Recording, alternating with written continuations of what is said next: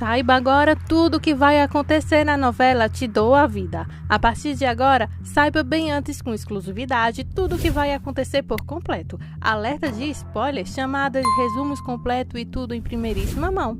Nos conta também de onde você nos acompanha e não se esquece de se inscrever no canal e ativar o sininho de notificações.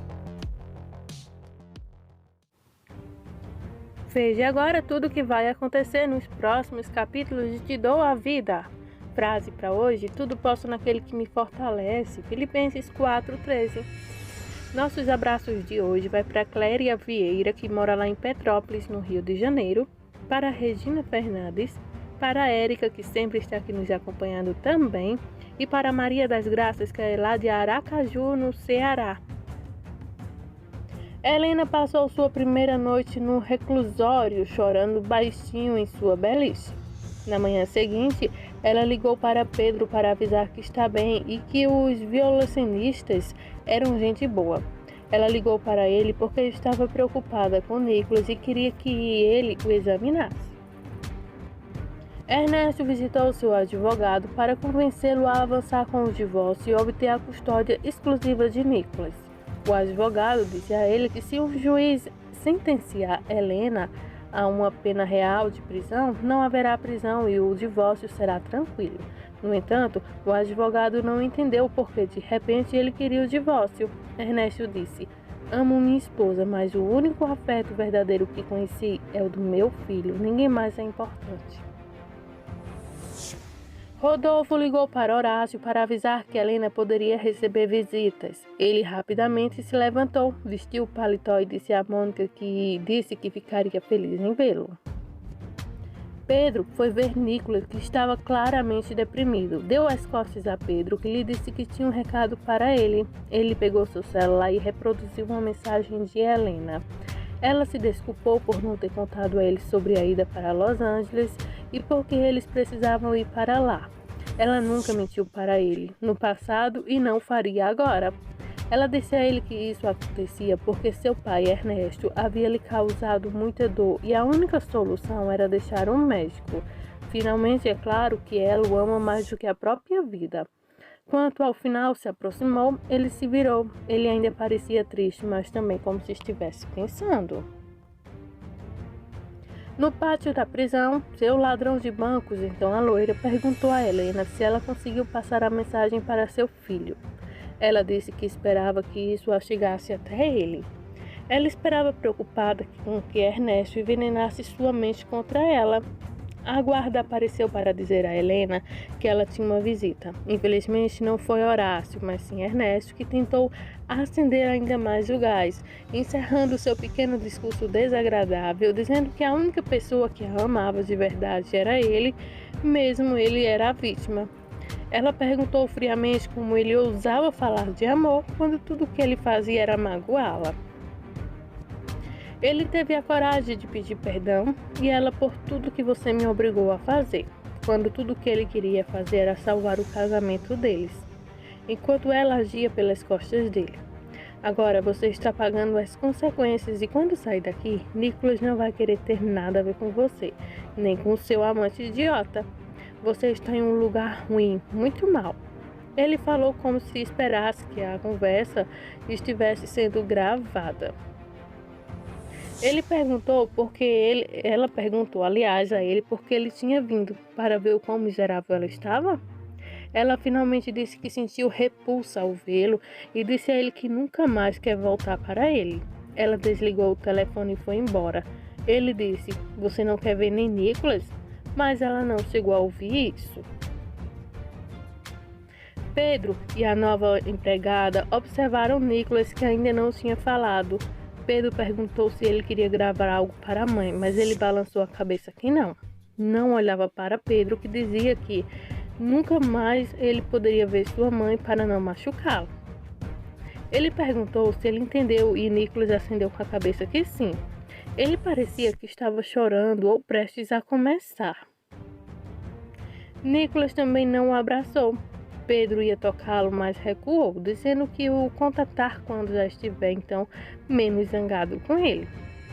Ele sempre estaria lá para com ele. Ele se despediu e foi embora. A governanta sentou-se com Nicholas, que a mãe dele ligou para ela na véspera para pedir que ele então fizesse isso, e ela ficou muito triste. Ela disse por favor para não contar ao pai dele, e ele então assentiu. Horácio visitou Helena, que lhe disse que Ernesto já havia estado lá. Horácio não conseguia imaginar porque a Helena disse que ele estava ali só para se gabar. Ele tinha certeza de que ela ficaria lá por muitos anos. Horácio teve que contar a ela que estava proibido de entrar em casa, por isso não tinha notícias de Nicholas. Helena disse a ele para não se preocupar com isso.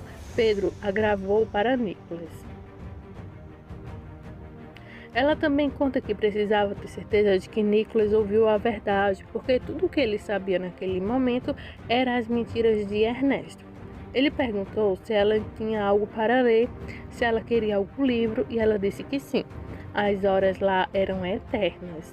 Ele colocou a mão no vidro e ela então combinou. Então Horácio disse que a amava e parecia chorar também. Irene deixou a mãe completamente coberta de neve, dizendo que queria se trocar e que veria então o psiquiatra no dia seguinte. Andréa disse que isso era bom, ela queria acompanhá-la, então Irene disse para não fazer isso. Andréa disse que ela estava certa. De alguma forma, ela se sentiu como se tivesse falhado com ela. Irene disse que agora ela estava do lado certo, e isso bastava. Pedro foi para casa e contou a Esté o que aconteceu. Esté disse a ele para não se preocupar, que Nicholas acabará de se recuperar por seus sentimentos. Ela tentou tranquilizá-lo de que isso era temporário, e Nicholas viria a entender que ele nunca o machucaria. Ele estava com medo da reação de Helena. Esté disse para não contar isso a ela, apenas que Nicholas ouviu então sua voz e que escutou toda a mensagem que ela transmitiu para ele. Ela estava confiante no verdadeiro amor de Nicholas para com Helena. Malu tentou fazer Nicholas comer seu jantar, mas ele não quis. Ela o lembrou de que sua mãe queria que ele o fizesse. Ernesto entrou na sala de jejum e perguntou se havia algo errado. Nicholas perguntou por que ele sempre chegava tarde em casa. Ele se desculpou, dizendo que havia coisas que precisava fazer. Malu perguntou se ele queria jantar e ele disse que sim e sentou-se à mesa. Esther trouxe a roupa lavada de Pedro para seu quarto e encontrou trabalhando no projeto de um carro do zero. Tratava-se de uma competição na Itália, cuja vitória seria de grande prestígio. Ele estava pensando no futuro para quando o pesadelo atual acabar. Esther era totalmente a favor. Helena ligou e ele disse a ela que conseguiu entrar na casa porque Ernesto não estava em casa. Ele disse que Nicholas ficou afetado ao ouvir a mensagem dela, que ficou completamente em silêncio. Helena, no entanto, não foi tão rápida em pensar nisso. Ela tinha certeza de que Nicholas não a amava mais. Pedro disse-lhe que não se preocupasse. Ele tinha certeza de que suas palavras foram penetradas em sua mente. Ela estava chateada porque não tinha outra maneira de dizer isso a ele. Pedro disse-lhe que lembrasse da infância de Ernesto e que demoraria algum tempo. Ele então é uma criança inteligente, mas cedo ou mais tarde perceberá que estão dizendo a verdade. Ela contou a ele sobre a visita de Ernesto e admitiu que não dormiu muito bem naquela noite.